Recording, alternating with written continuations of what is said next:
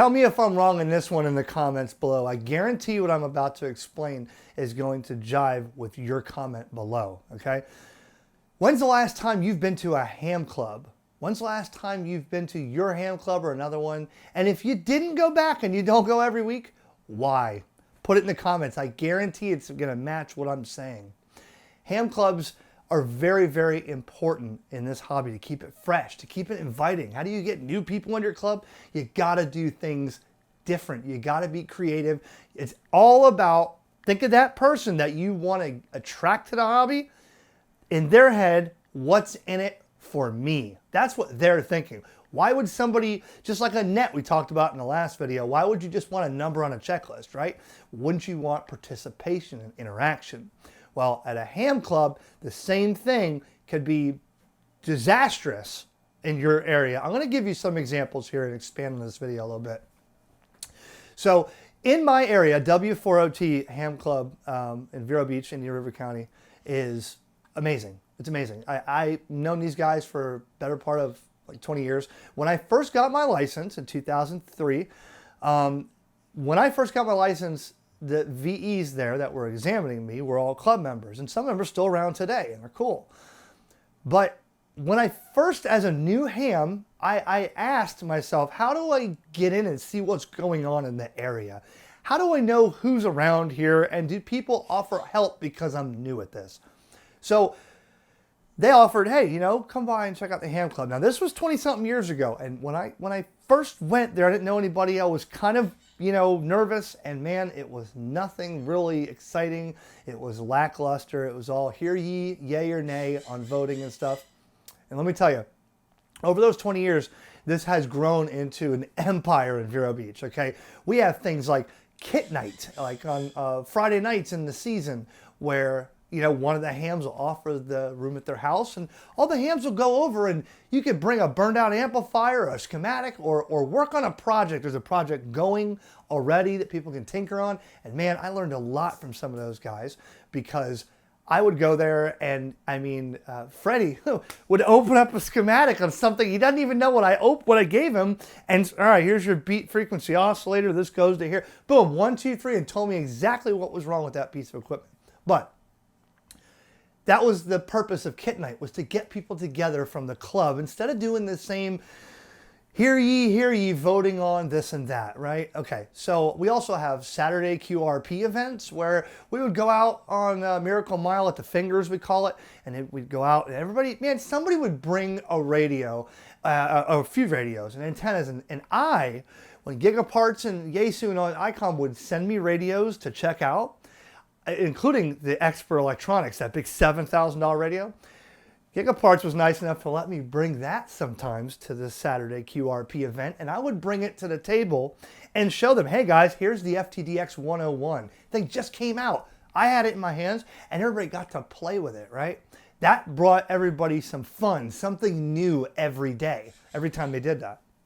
Now, we also do field days, summer field day, winter field day, and man, it's a blast. If you look back in my videos and you type in W4OT Field Day, you're going to see a dozen videos of all the years I used to go. We've sent out balloons, helium balloons with long wires. We did it on the beach a couple times, took over a condo association with permission right on the beach. I worked a satellite while, you know, being in the pool. I mean, at the condo. I mean, we had some cool stuff, right? And they still do cool stuff. But I've seen a couple other clubs nearby to me, north and south on the east coast of Florida, and it was very boring. They get cliquey.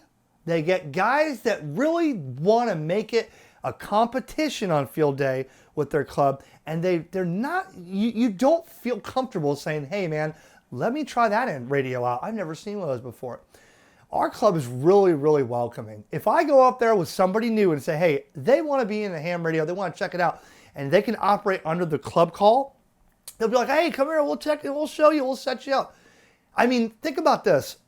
When you have your field days, I guarantee your field days always have a thing that's stuck in the ground outside that says ham radio, right? And then they have the go to station, get on the air. That's to try to attract people into your club, in your area, to say, hey, we're not just looking for your dues for your club or your repeater dues.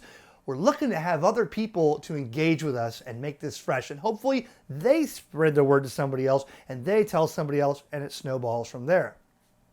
But when you get clubs that are cliquey, where they're like, oh yeah, like for instance, I'll give you an example. I went to a club down in West Palm. Mike, I think is KM4WX, I think it is. Mike, you know who Mike is. Mike, you're watching. He said, hey, we want you to come down and check out. He didn't ask me to video, but I did make a video because those guys were super active on a weekend. That's the club. One guy's cooking food on the burgers and hot dogs. These guys over here, and some of them recognized me from the YouTube, but they were super inviting. And I said, I want to come back here one day when you guys are having a huge event, because that was really rewarding for me to go there and be welcomed in like that. But leave in the comments below, have you been to a ham club in your area, or had somebody invited you where you just felt out of place?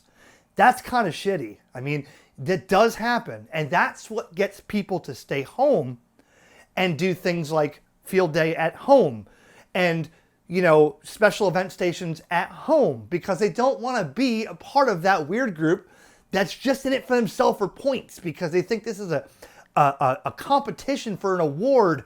And yes, you get points at field day and stuff like that, but your club is really driving that.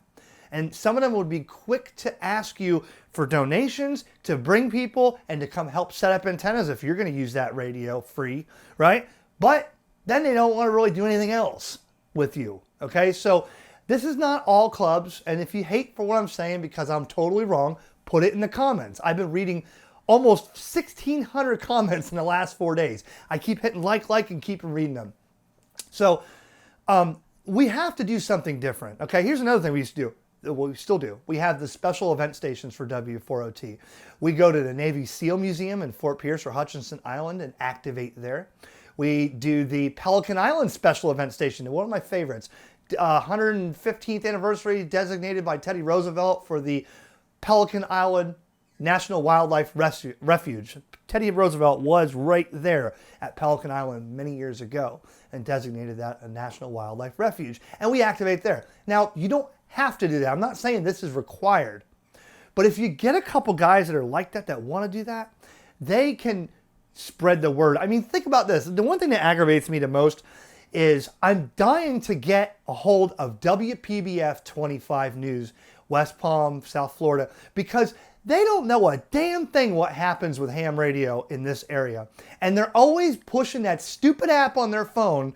Oh, you just could save your life. Well, how about getting your news crew and getting into our local area if you want local news, and let's talk to our club, and maybe other news agencies will see that and check out other clubs that have things going on.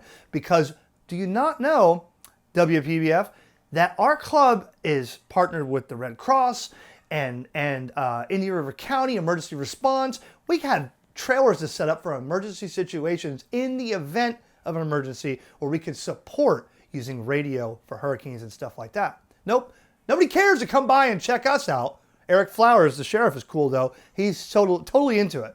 But this is what I'm saying on my rant series that I have going here.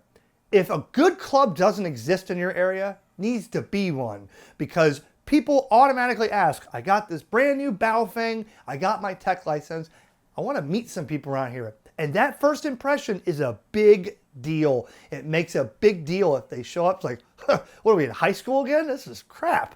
That does happen in some areas. And if I'm wrong and I'm totally out of place, tell me in the comments and I'll make an apology video, because I've seen some of the things these people are going through. They always ask me, Eric, what can I do to make my club better? What can I do to promote our club? Here's one thing that I've been saying for 20 years, and I'm not sure why we haven't figured this out yet. Why are there clubs north of me, at me, and south of me, and west of me? Nothing east, it's the ocean. Why don't we have this super fest or this super field day and put clubs together? But it turns into a weird competition. Their club's doing this. We got to do this better to one up them. No, you don't. You're not in 10th grade. This is a ham radio, amateur radio hobby. It's also a service. They have great stuff north, and great stuff south, and we have great stuff here. But put it all together, it would be an empire. Do you understand? I think that a lot of clubs should be getting together and saying, let's do field day together, even winter field day. If you want to keep your summer field day points separate, you can do that. Why don't you take winter field day and put them together and say, hey guys, we're going to conquer this 3 counties, tri-county, or I bet you out there in Colorado or Texas, there's probably a bunch of clubs that are right around each other that can't, 4 or 5 states that all corner together in counties. Man, you could have a monumental field day doing something like that. But you need to talk and communicate to the other clubs and invite them to your club and participate in theirs. I think that would be a really good way to branch out and get clubs strong. Make ham radio clubs fun again. That's all I got to say.